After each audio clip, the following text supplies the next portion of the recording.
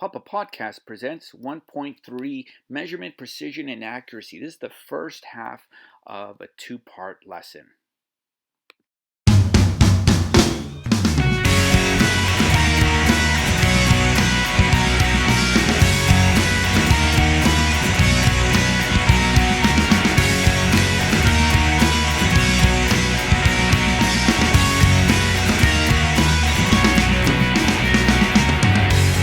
One point three, measurement and calculations.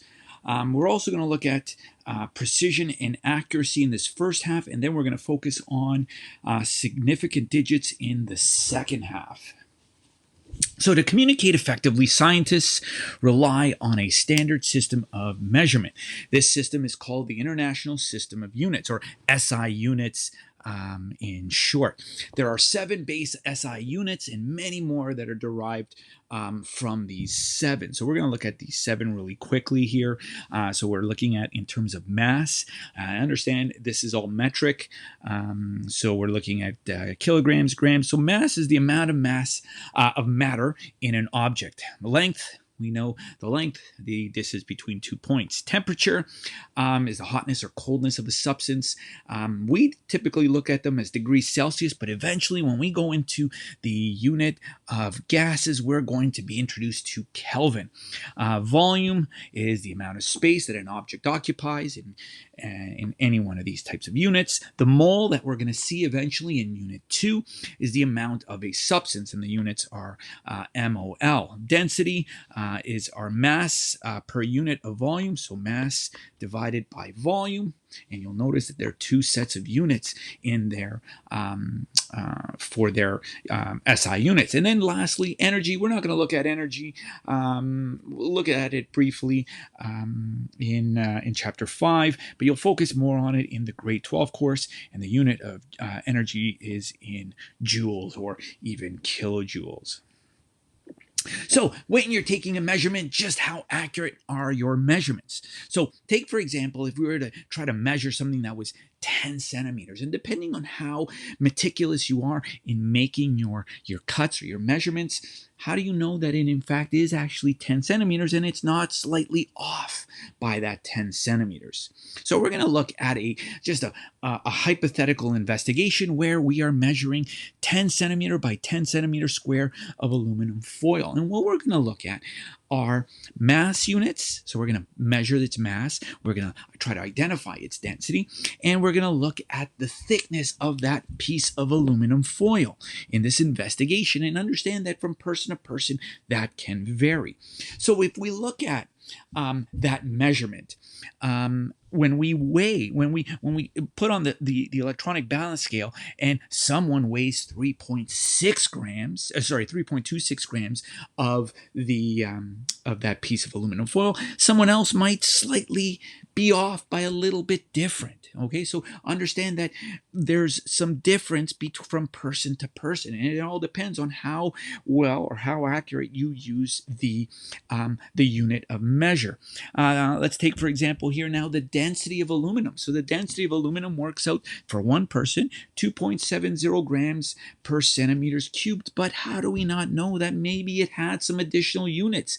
And in fact, would it even make any difference to these calculations? And then the last question you should ask yourself is, would this make a difference in the certainty of your answer? And we're going to see that in a moment when we do a little measurement demonstration. And then finally, the thickness of that aluminum square. Think about how thin that aluminum square is going to be. Here is a measurement of the thickness of that aluminum square, and understand really, are you certain that this value is fair given how deep into the decimals that we have? Is it fair to have such a precise value with so many digits when there are so few digits in your dimensions of the aluminum square? So remember, we're only measuring a 10 centimeter by 10 centimeter square piece of aluminum foil. So do we even in fact need so many digits? And that's what we're going to eventually look at when we talk about significant digits. So, two main factors affect your ability to record and communicate your measurements and calculations is what is the instrument you use? Are you using a triple balance beam or are you using an electronic scale? And then the second point, the second factor that will affect that ability to record is your ability to read and actually interpret what the instrument of measure is in fact telling you. So, let's look at things like precision and accuracy. All measurements contain some degree of uncertainty because of the last digit is considered an estimated value. So the certainty of a calculated result depends on the certainty of the data, which in turn depends on the certainty of the measuring instrument. So you got to know that, are you taking precise data or are you taking too much data, as in the example of the thickness, should I say, of the aluminum foil. So what is precision and what is accuracy? Precision refers to how close values are to one another.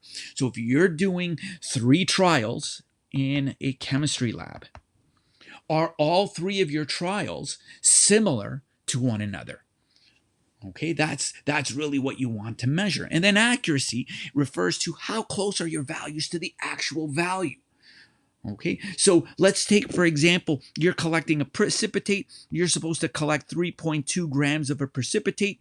One time you collect 3.1, another time 2.5, another time 1.9 grams. Of these 3 trials, are you accurate? And in fact, you are only accurate really close once. You're in fact not even very precise because all 3 of your values are not in fact very close. So here we have the bullseye here. So what we have here, very low accuracy, low precision. Why?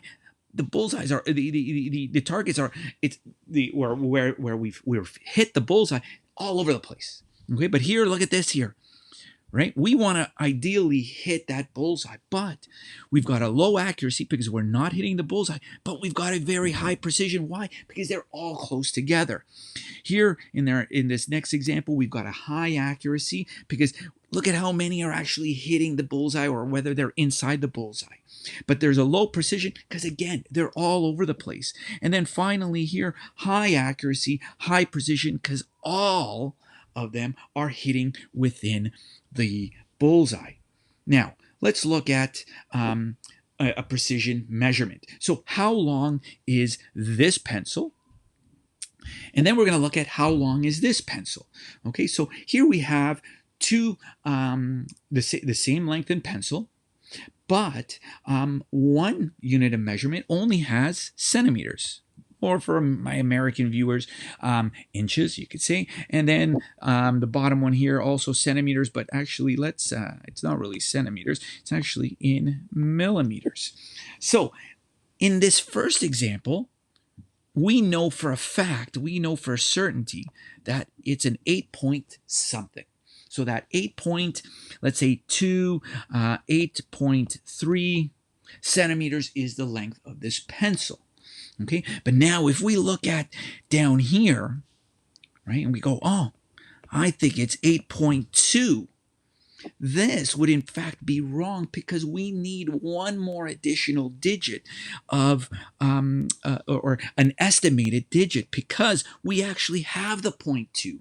So what we will do is we will add an estimated value of something. Right, 8.21, 8.22, 8.23. All of these are considered acceptable values because they are all certain with an 8.2.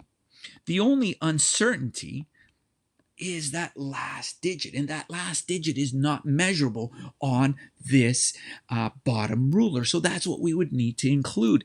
The top ruler, in fact, can only have one certain value, and that's the 8 point, and then that second digit is our estimate.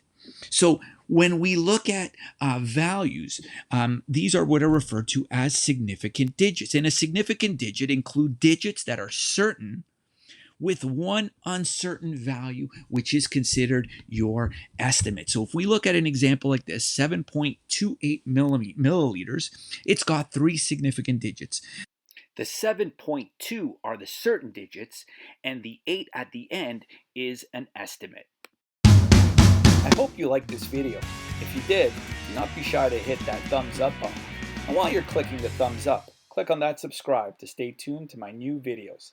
Thanks for watching.